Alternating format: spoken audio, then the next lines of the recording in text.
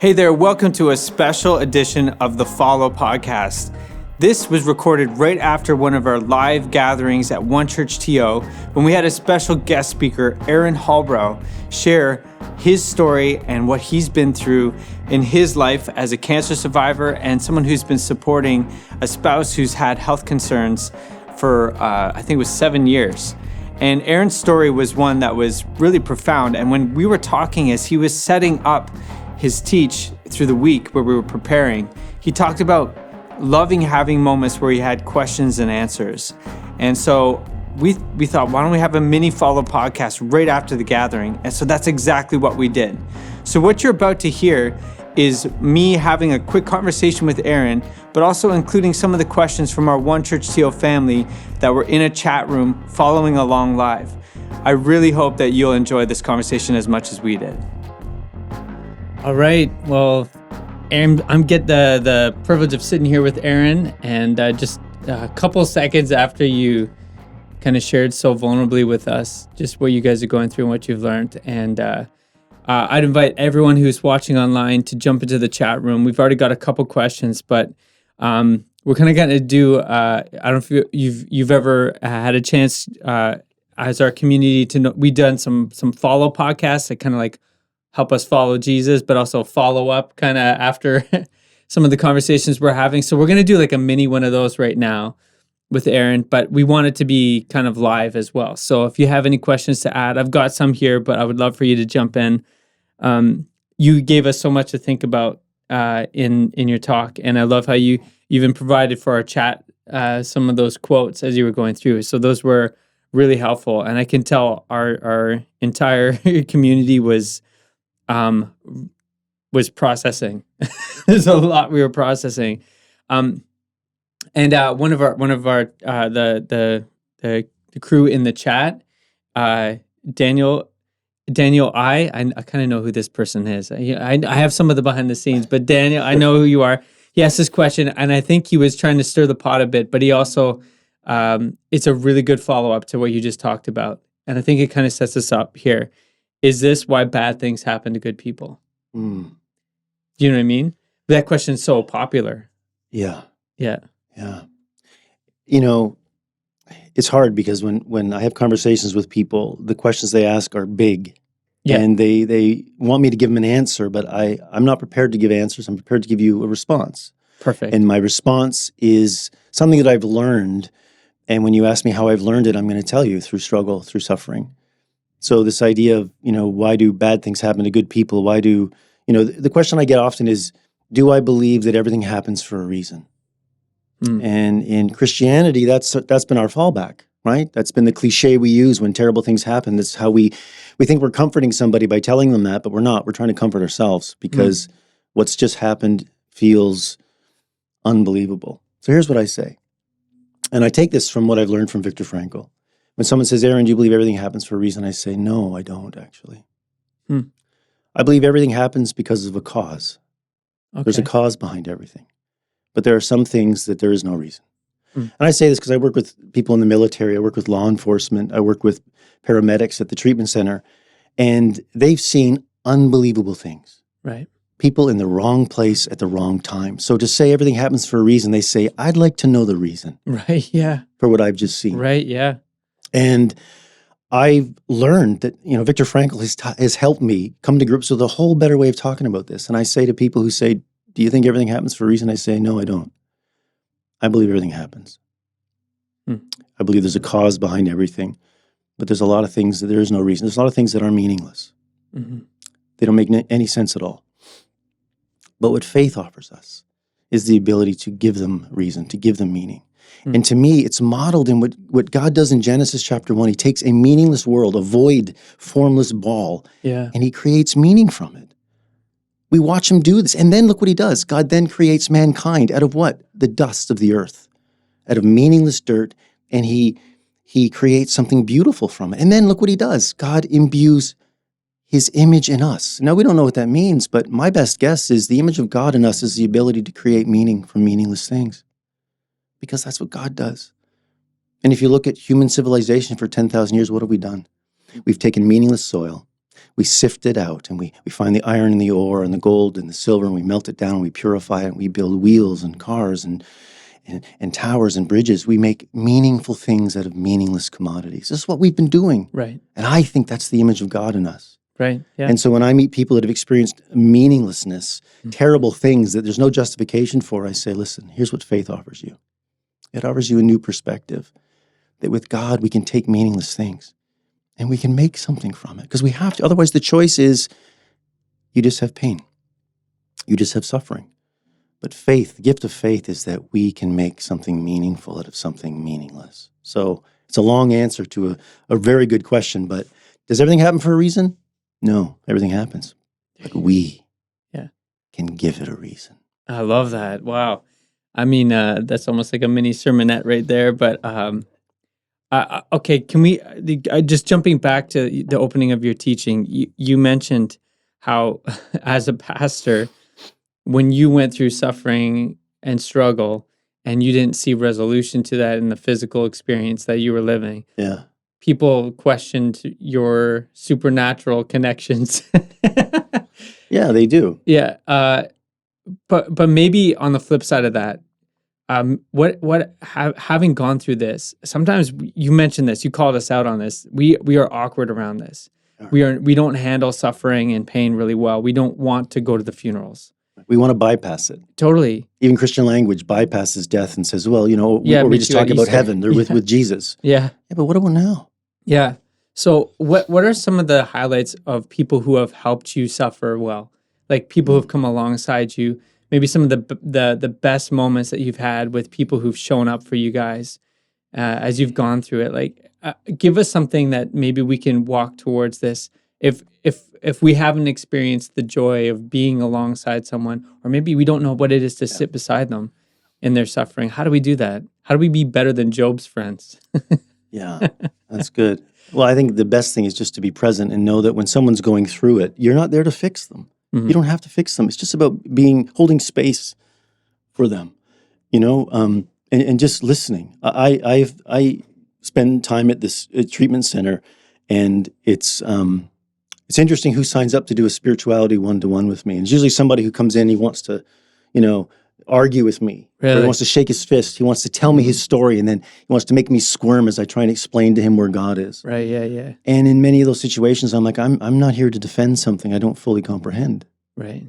Yeah. And to me, that's why it's God, because I don't fully understand it all. But what I am here to do is to listen to your story. When someone comes in and says, there's no God, and they look at me and they're like, there's no God, I say, okay, there's a story behind that, and you deserve to tell me. And I promise I'm not going to make excuses. Right. So tell me. So I remember one time it was a man in law enforcement. He came into treatment because he was in a bad way. His younger brother had died in a car accident and left a family and a widow and a child, and this guy was devastated. And so he shows up in treatment, and he says to me, Aaron, there's no God. It's not fair. My younger brother was a hardworking man, and he died, and I've wasted my life. I'm not working because I'm struggling with addiction. My marriages have ended. It should have been me. So he's experiencing survivor's guilt, and he's just mad at God for it. And I'm listening to him, and I'm like, wow, that's a heavy question. I said, let me ask you something. I know you're mad at God because you feel he allowed your younger brother to die. If I could arrange a meeting where you could sit across the table from God, and you could ask one question of God, what question would you ask? And he said to me, easy, why? Why? Why did you let that happen? And I said to him, that's a good question. I'd probably ask that too, but let me ask you another. What answer would God have to give that would justify the pain you've experienced? And he looked at me and he said, there is none. There is no answer good enough to justify the pain that's caused me and my family. And I said, you're right. So do you see you're stuck? You're asking a question that you've admitted there's no answer to. So you're stuck. And he said, so what am I supposed to do? I said, we have to find a better question. We have to find a better question, one that brings movement. Too many of us in struggling and suffering, we're stuck behind a question, and often why? Why me? Why this? Why now? And there's no answer for that would justify it. Even if we could sit with God and God said, well, here's why I decided to do it this way. It's never going to be good enough for us. Loss Doesn't make sense. We can't comprehend it as humans. But instead, if we learn that there is no answer to that question that would satisfy, so maybe I need a better question. And what's a better question? A better question is one that brings movement. A better question is an honest question. A question that takes us somewhere. Yeah. And sometimes they're unsatisfying. So this friend of mine said, well, what's a better question than why would you allow my brother to die? I said, well, let's think about this together. What if the better question was, can anything good come from my brother's passing? He said, I already know the answer. Nothing. I said, you're wrong. You're sober. Right. You're in treatment. Right. You're going to leave here. He already told me that he's going to be the best uncle he could be to his brother's boy, that he'd be there for his family. He'd show up. He'd already told me his life was transformed. Why? I said, what brought all this? I'll tell you what. Your brother's passing. Yeah. I said, you can stand at your brother's grave and you can say, I am whole because of your death. And in that way, you live vicariously for both of you. Don't you see it? That's redemption. Right. That's when something beautiful comes out of something that we can only understand and fathom is terrible. And I was just trying to offer him another perspective because the pain was unbearable, so unbearable that he became, he turned to addiction to kind of numb it. Right. And I was like, dude, we got to find a way through this, man. Because there's no way around it.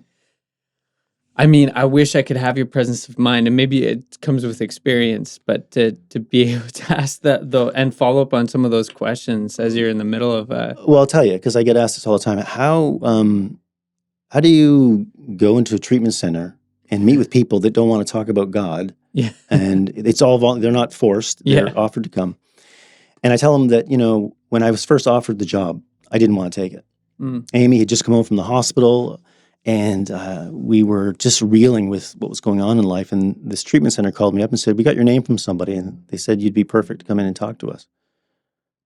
And I said, I'm not doing it. Amy said, why? I said, I have nothing to say. I don't know what to say to a group of individuals that are in the middle of pain and struggling. She said, really? You don't have anything to say? And my wife said to me, Aaron, you need to go. You need to go. Because my paralysis, our circumstances have taken enough. You need to go. So I said, okay, I went up and I had an interview and I said to them, listen, I'm hurting right now. I don't know if I'm the person you want to talk about spirituality because my wife just became a paraplegic and life is upside down. So I said, I'll tell you what, here's the deal. Let's date for 4 weeks. Okay. I'll do 4 presentations. And at the end of that 4 weeks, ask the clients what they thought and ask me if I felt it was a fit. Right. So the first day I show up, I'm in the parking lot and I'm praying, God, I don't know if I got anything good to say about you. And I don't know how I'm going to sit in a room with a bunch of people like this thinking, oh, spirituality, religion, I'm not interested. And you're kind of doing this inside I'm doing it too. Yeah. So I'm in the car and finally I felt the strength to go in. And I walk in this room and there's, 14 people struggling with addiction sitting in a semicircle like this. And then I walk in, right, the spirituality guy. Yeah. And I'm like, oh boy, this is going to be really fun, isn't it? So I sit down and I say at the front, I say, okay, here's what we're going to do. We're going to begin. I just want you to go around the circle and I want you to share your story, your connection to spirituality, whatever it is. I want to hear it. And you're free to just tell me what you think. One by one, it was a story of pain and tragedy. It was stories of spiritual trauma, religious trauma, one by one. Where was God when? See, addiction isn't the problem. Addiction is the symptom. Yeah, right. Right? And when it finally came to the end, they were all looking at me like, oh my God, what is this guy going to say now? Right? How is he going to somehow, because we just destroyed his whole argument of faith in God. And when it finished, it got to me, I was in tears. And I said, this is not going to make any sense to any of you. But I think I found my people. I think I know why I'm here. Oh, wow. I said, the only reason I feel like I have anything to say to any of you about God, because I don't know all of your struggle and pain. I know a bit of it now. But I have my own. Right. And I feel that gives me the credentials to sit with you.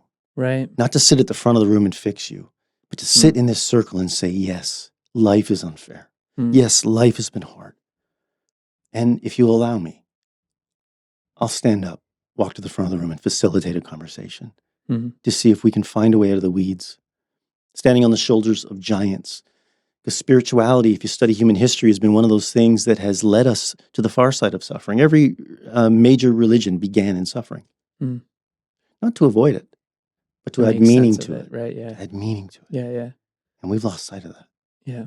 So that's, once again, a long story. I like to talk. No, it's good. If I'm gonna tease one thing out of that, even just as a principle for us, would you say that listening is probably the key to supporting someone in their suffering? Absolutely. I think truth is not discovered; it's revealed. And by that I mean, we don't go into something looking for how can I make sense of this guy's story so God wins at the end. It's about listening and saying, God, may I hear you? May I find you in this story? Sometimes people will tell me their story, and when they're done, they'll say, that's why I don't believe in God. And I'll say, can I tell you where I found God in your story? Right. Yeah. And they'll say, huh? Try. And I do my best. And I say, well, here's what I see. And I don't know if you see it because you're too close, but as an objective listener, here's what I hear again and again and again. One guy was about to graduate from treatment, and he asked to do a one-to-one with me before he left. And so we're sitting together, and he says, Aaron, listen, I just want you to know, I've been here for 9 weeks, and I went to every one of your spirituality groups, and they were inspiring, they were intriguing, but it didn't work for me. I tried, and I wanted it. It just didn't work for me. And so last night was the night before he was leaving. The morning we were meeting, he said, I went for a walk behind the center. There's this forest with a trail. He said, I went for a walk through the trail. It was September. It was the fall. He said, and as I was walking around, I looked up at the sky and I said, God, I'm about to leave tomorrow. The one thing I don't have figured out is this spirituality thing. So he's looking at the sky saying, speak to me. Say something to me. He said, I got halfway around the trail and I felt so stupid that I turned around and walked back to my room, and that's when I called and said, can you book an appointment with Aaron in the morning before I go? He said, so Aaron, I'm sitting across from you saying I tried, but it didn't work. Okay. And I said, can I ask you a question? He said, sure. I love the rabbinic tradition of answering questions with questions. Yeah. I said, can I ask you a question? He said, sure. I said, what does God sound like? He said, what do you mean? I said, well, you just said you walked through a forest asking God to speak to you. So I'm just curious what God sounds like. He says, well, I told you, I didn't hear anything. So what did you expect God to sound like? I asked him. He said, I don't know. I said, well, if you don't know what God sounds like, how do you know God wasn't speaking? Hey. And he said, that's a good question. And he said, what are you getting at? I said, can I tell you what I heard God say in that story you just told me? He said, you weren't there. I said, yeah, but you did such a good job telling it. Can I tell you what I heard God say? He said, sure. I said, you're walking through the trees in fall as the leaves are falling to the ground. I said, you're leaving treatment in an hour, going back to a job that is willing to take you back, to a woman that has loved you and accepted you and supported you and raised your kids while you're gone. You're sober. You're clean. You've got a new vision for life. You're alive. You can't hear what God's saying to you? You're worthy, my friend. You're worthy. You're loved. You can't hear. That's what God is saying to you. And he looked at me and he said, are you kidding me? I said, no. We think that spirituality comes from the lips of somebody at the front of the room. It doesn't. It comes from a voice inside our own hearts that remind us that we are worthy, that we are loved. If we would just listen. I tell people all the time that faith is not about putting God in your life. Faith is not about putting God in your heart. Faith is about finding God in your heart. About finding God in your life. It's about stripping away all the stuff that's robbing us of seeing that divine image. Right. And so, once again, to answer your question, just listening to people, to not try and find something, but just to listen for what God is saying through them. Trust the Holy Spirit. And sometimes it's just your presence alone. And sometimes it's just their presence. The best thing in sitting with somebody who is struggling and suffering is it offers you a perspective of your own pain. There are days I leave treatment after talking to somebody, or days I've had a coffee with a parishioner tell me about their life. And I can't tell you how many times I drive home and am so thankful for the life, even though it's difficult. Right? There's a rabbinic tradition that says if all of us could take our burdens off. Right. I know this one. It's so good. And walk to the front of everybody standing there and hang it on a tree, and then go stand together and look at everybody's burdens hanging from this tree. And if we were given the opportunity to go take any burden that we wanted, the one we wanted to carry, the tradition says we'd go take our own. Right. Why? Because the gift of perspective changes everything. Yeah. So let's meet with people who are suffering and struggling, not so that we can fix them or tell them what they need to hear, but so that their life and their suffering can matter to us. Imagine if people who are struggling, instead of feeling like the guinea pigs, just felt like they still had something to offer in their pain. Yeah. I mean, that's the gift. Oh, I love how you near your closing, you mentioned like go to the funerals, attend the sick. Yes. That's such a practical thing for us too, to do that. And in so many ways, I don't know if you were riffing off the moments when Jesus is calling his followers to do that and saying, "You're going to do it to me." Yes. And you'll experience me Yeah. as you do that. And if we truly want to experience Jesus in this here and now, Yeah.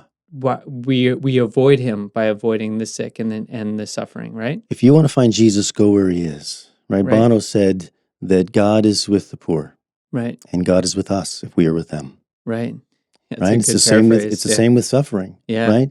Yeah. I say, I know when someone at your work is, there's a death in the family and there's a visitation or something. Nobody wants to go to those. I get that. Yeah. But I'm telling you, if you make a point to go anyways, to choose just to be present in someone else's grief and pain, even if you don't speak to them, you just choose to go there. I'm telling you, the perspective is life-changing. You will leave there, and by contrast, you will see life differently. You will appreciate more. You spend a day with those who are mourning. You come home and you will hug those in your life tighter. You'll have a new appreciation for life. And when you get sick or when you have, you get COVID and you feel so miserable, and you think, oh, I can't wait till I'm better. I'll never take for granted again. Yeah. Well, mean it. Mean Give us it. 2 weeks and we've taken it for granted. Exactly. So then realize that what if all these little hiccups we get, what if these are just meant to constantly wake us up? And what if we're thankful for those moments? Realizing, I'd fallen asleep again. I need to be grateful for my life and what I have. So when you meet someone who's in pain, sit with them and walk away and let that contrast help you to be more grateful, to walk slower, to be kinder presence in the world. That's awesome. Okay, we've had a bunch of questions come in here, just responding here, and I know you've got other things we're bugging you to do today, so we don't have all day. So I'm gonna try and get through some of these, and I'm not gonna tell you to do rapid fire and truncate something that's gold if you got, Right. but we'll see how many we can get through here. So Mobile is asking, and I think I know the answer to this one. Did you ever ask God, why me? Oh yeah, all the time. All the time. Yeah, still do. Yeah. But here's the thing. Life is not meant to be a solo project, right? We're meant to be in connection with people. And you need people in your life who love you enough, who you trust enough to interpret what you're saying. Because there are times that we can't trust our emotions, especially the exhibiting emotions, right? Grief often looks like anger. Grief can look like a whole lot of things. And sometimes when I don't know how I'm feeling, I have to sit with a good friend and I say, I'm going to just talk. And I want you to tell me what I'm saying. Because I don't know. I know how I'm feeling, but I don't know if I trust anything. You know what this is like when you're just so filled with rage and you're so upset. We need to find those safe people that can say, Aaron, you're scared, right? Yeah, I often, my wife and I talk about this a lot. I'm fairly introverted, and my best friendships happened when I was forced to hang out with people in high school. Right. Yeah. Yes. So as an adult, and Pastor Jonathan alluded this, especially for men, we often don't have an easy time making friendships. Yeah. And I think that's one of the greatest concerns I have for people in our community and people that I know, is that they don't have those friendships that they can say that to, where they can go to them and have that. Tell me what I'm saying. What a beautiful question. Yeah. It's because, what happens is those questions we're asking in our heads. Yeah. So who are we having that conversation with? Ourself. It's a self-reflective conversation. Right. Right? It's a loop. That's why anxiety thrives. Shame thrives in that loop. And we have to break that cycle. We have to get outside of our heads. We need a new perspective of this stuff. Here's some great advice. This is something I learned. When my wife first got sick, I began to journal. So for 8 years, I've been journaling. And I started out, it was a chance just to complain, to God and shake my fist, to write my Psalms. Right, yeah. And then I met a therapist one time who gave me some great advice. She said, Aaron, when you are journaling about an experience or a feeling that's so close to the top, like this, why me? She said, here's some advice. Journal, but don't journal in first person. Don't write, I am so angry. I am so frustrated. She said, instead, journal in third person. Oh, okay. Because what happens is you remove yourself from the feeling. You become the observer. And you Wow. see what God sees. So I began to write, Aaron is upset. Aaron is scared right now. Aaron is afraid that God has forgotten, or Aaron feels cursed. Because then when you're finished, you can look at it and you read it, and something beautiful happens when you become the observer of your own life. So instead of just feeling the things, you can observe yourself feeling the things. Sometimes that space alone, that little bit of margin is enough to allow you to catch your breath, to realize, okay, this is how I feel right now. But, and it feels heavy. It's intense. But what if there's more? Wow, that's I love the practical idea there, the practical step there. That's something that I'm going to be thinking about. I know I'm a better self-reflective person when I am journaling, and I know I often won't do it until I'm hitting something where I desperately need to sort out my thoughts. So I'll definitely be thinking through that when next time Sure. I'm hitting that. Noise is asking in the chat room. Okay, tricky question a little bit here, but if we're talking about spiritual causes for suffering, do you think the devil works in mysterious ways, especially when a person has been a Christian their life? They've done lots of good things, working in the church, serving the community. I think this might be a bit of a personal story that they're bringing here. And then when they're hit with cancer and dying and their beliefs change about God, that happened to a close friend of theirs. And that their response to the pain and suffering after all this faithful behavior in their life would be a crisis of faith at the end. Dark night of the soul. Yeah. Yeah. And I went through that, and it was terrible. Absolutely terrible. Because you just feel like God is silent. You stop praying because expectation just leads to disappointment. You don't ask God for anything anymore because just the news just keeps getting worse. And it's a terrifying place to be when the only thing you've trusted in the universe, God, and you can't trust it anymore. A quick story that I think may help answer that. When my wife was in her final round of hospitalization in Toronto, she was at Toronto General. And I think the main floor there looks out on University, and there's this big mezzanine where there's a Starbucks. And I went down there while she was having treatment on the 4th floor. The hematologist had just told us that they had done their 10th round of plasmapheresis as an attempt to try and stop the paralysis, and it wasn't working. And I had held out that God was going to use this to stop this and reverse it. And he told us, it's not working, but we should finish. I was devastated.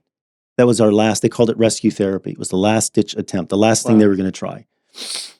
And it wasn't working. I was down in the mezzanine having a coffee, and I just looked at the sea of people, and I thought, this is my people. Everyone here is suffering somehow. Everyone here is either in pain or visiting someone who's in pain. So this is where I want to be, because I am mad. I am so mad. And I'm down in that mezzanine having a coffee, and I look across the sea of people, and my eyes make contact with an old man about 50 feet away. And I looked away because I thought, I don't want to talk to anybody. I'm in no mood to talk to anybody. I thought, if it's somebody from my church or somebody, they don't want to meet Pastor Aaron today. So I look down at the floor, and as I'm looking at the floor in my coffee, I see 2 feet stand 5 feet in front of me. I look up, it's this old man. And he looks at me and he says, I saw you from across the room. And he said, you look angry. And I thought, okay, weird. I said, yeah, I am angry. He said, can I ask you who you're angry at? And I was totally put out. I was enraged. I was like, it's really none of your business who I'm angry at. I don't know you. You don't know me. But I said, I'm going to tell you. I'm mad at God. I am so mad at God right now. And this old man looked at me with eyes that were kind and fierce. And he said, I don't think you are. And I said, okay, then who am I mad at? And he said, I think you're mad at what you thought was God. And he walked away. Whoa. And in that moment, I'm telling you, in that moment, I didn't care because he nailed something. I was mad at a version of God that I'd grown up with, that God doesn't let bad things happen to good people. I was mad at a God that somehow wouldn't let things that didn't make sense happen, that everything happens for a reason. And in that moment, I realized that my suffering had outgrown the image of God I had. Mm. And what has to happen in those moments is your image of God has to become bigger than the suffering you're experiencing.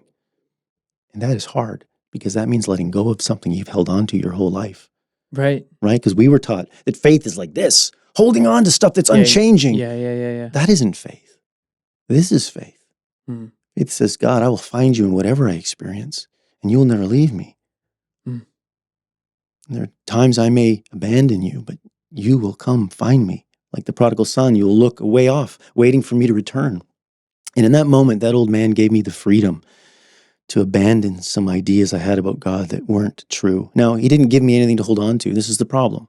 In faith, we think, well, I'll let go of something, but what am I going to hold in its place? Yeah. Faith, by definition, It's a leap. is a leap. It means, by definition, to believe in what can't be proven. Yeah. Now, why would I believe in what can't be proven? This is the argument I give to people, in treatment that come and say, tell me why I should believe. And I say, because it's a better story. And they say, better story than what? And I say, than the story you're telling yourself. Right.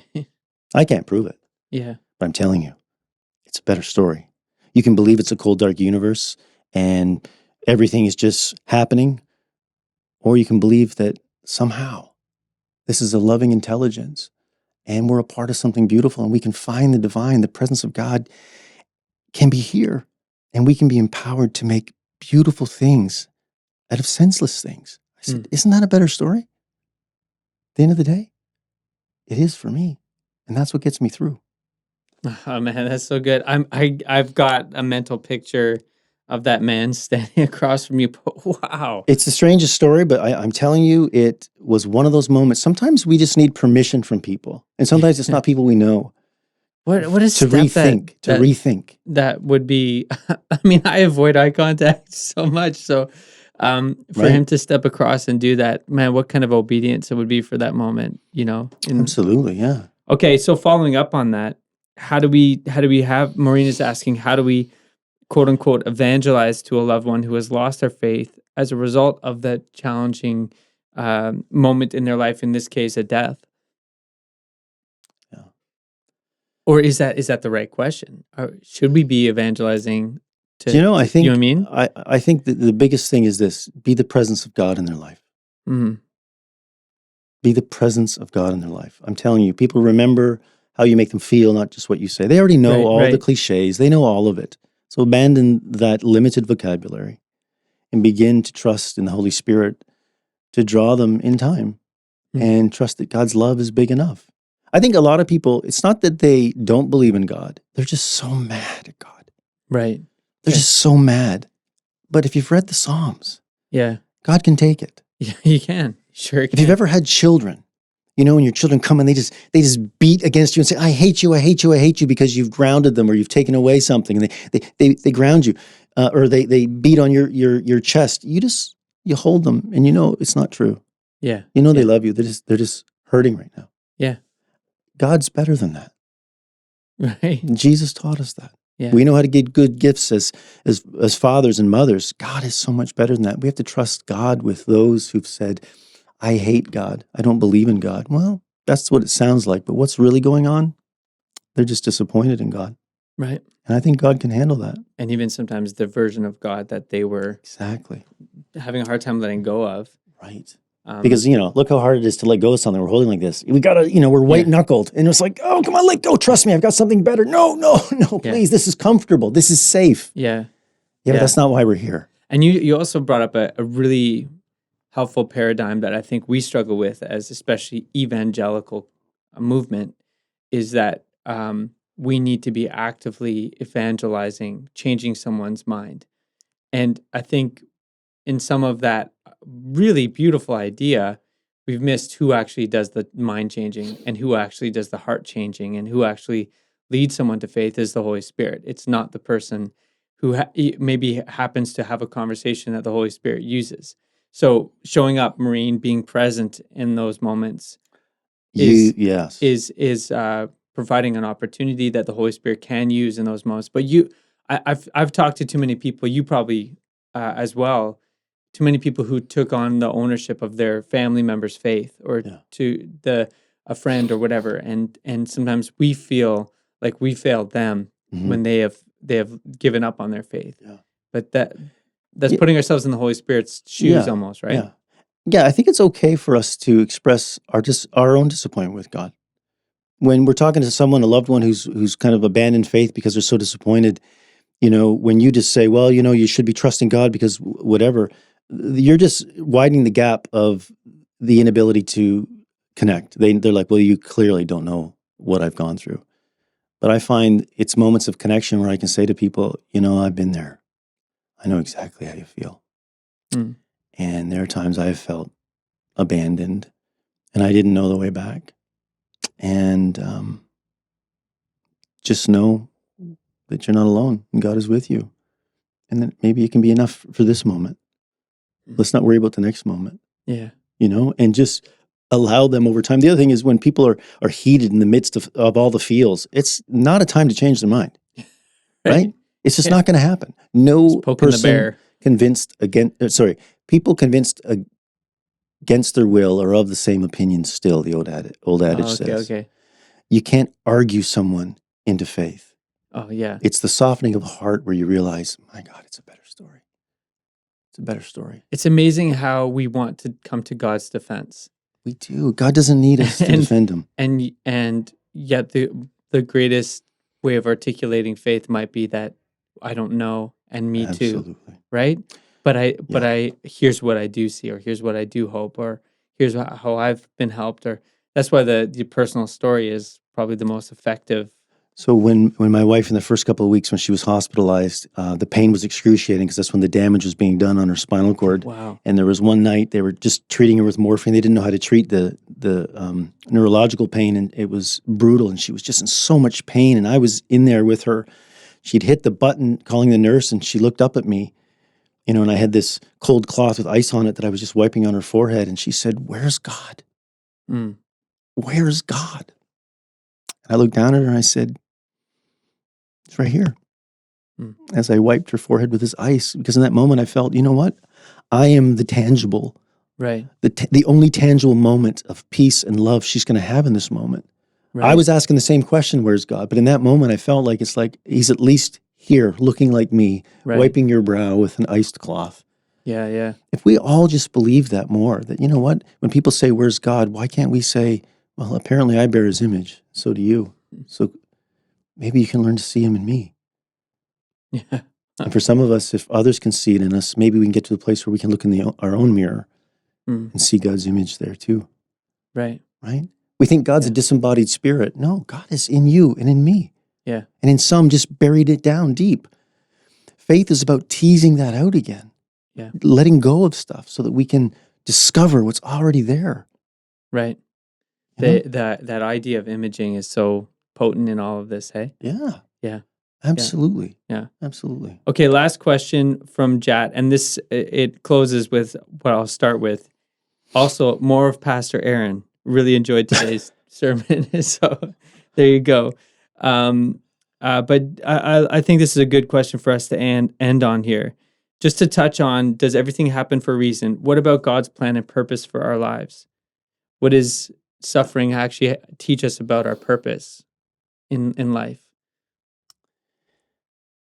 Well, without...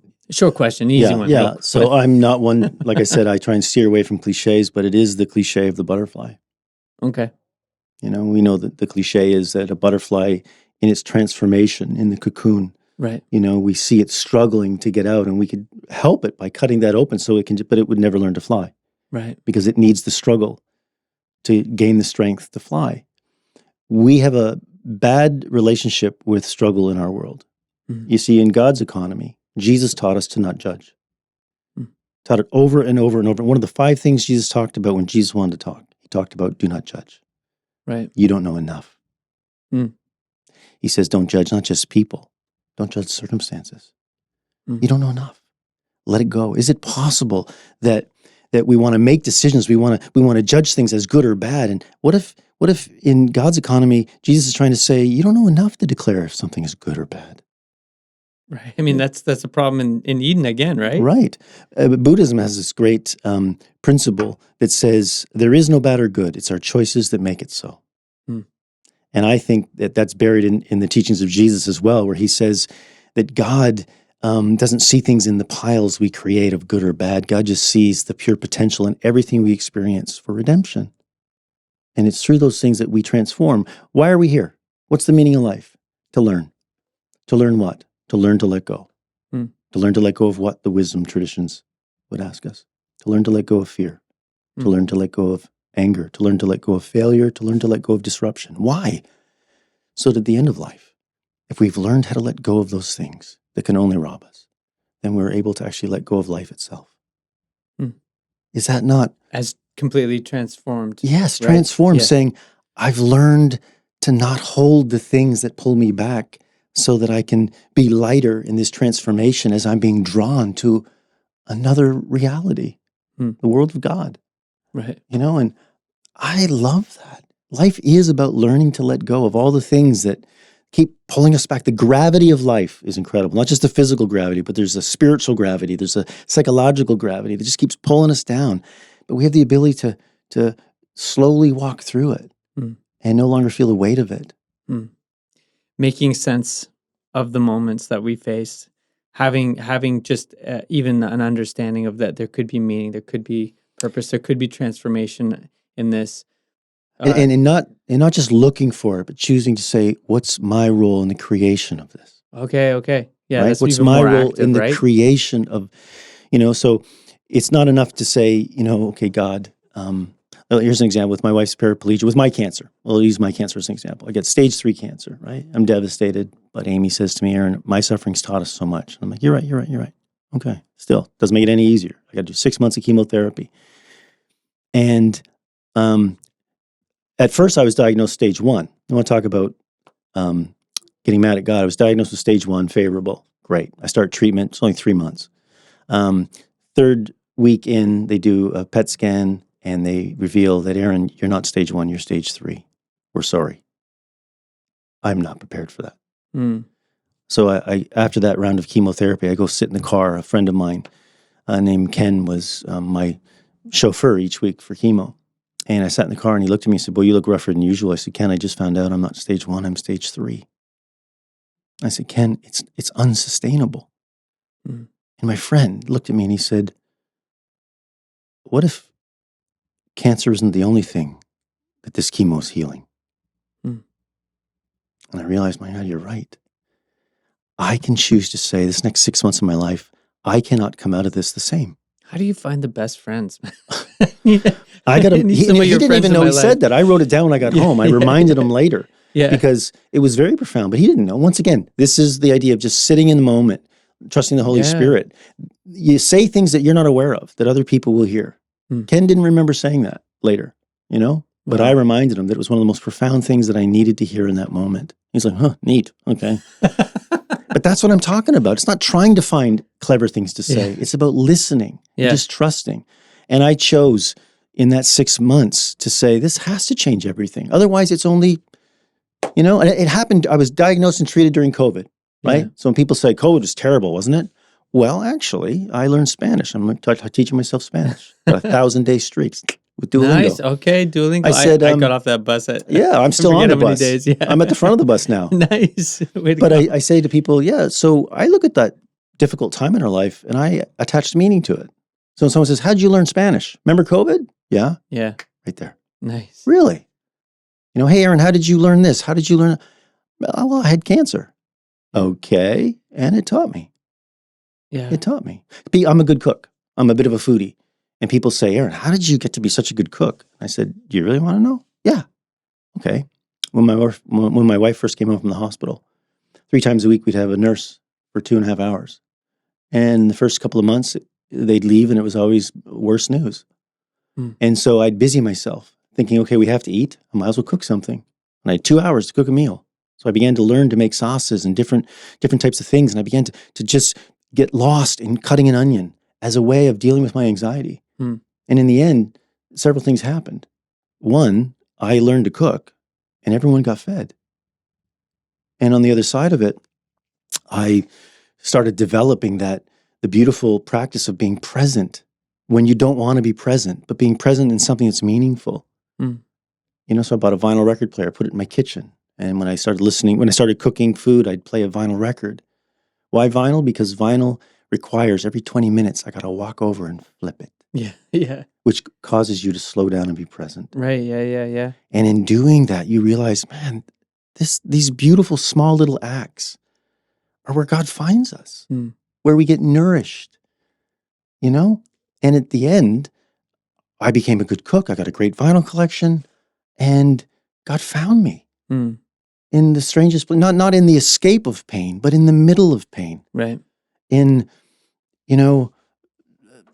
a record from the 80s, in, learning to cook, a curry. Like, it's like, wow, God found me in all these places because I was open. I was so desperate, and I think that's where we got to find ourselves.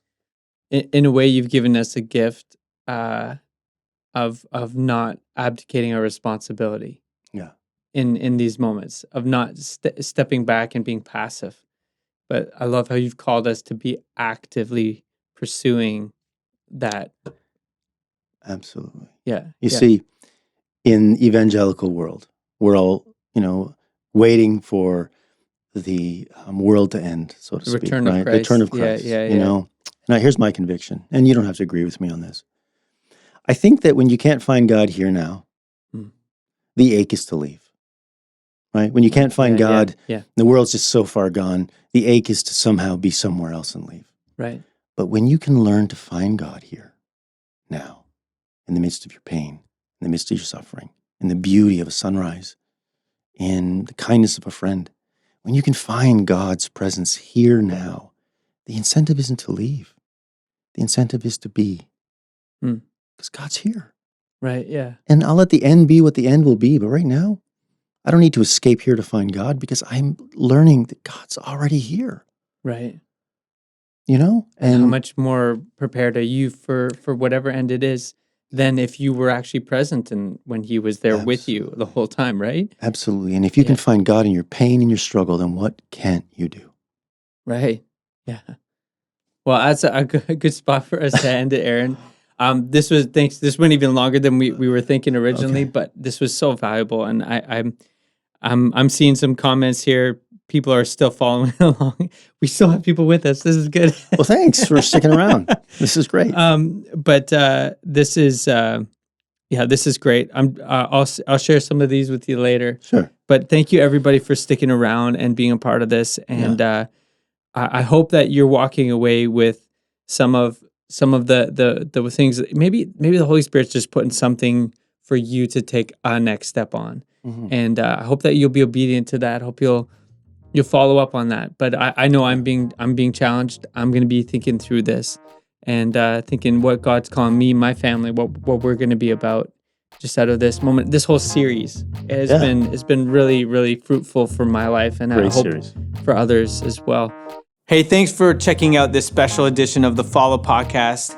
And special thanks to Aaron Holborough for sharing so vulnerably from his own experience. I hope that you found that to be valuable and encouraging.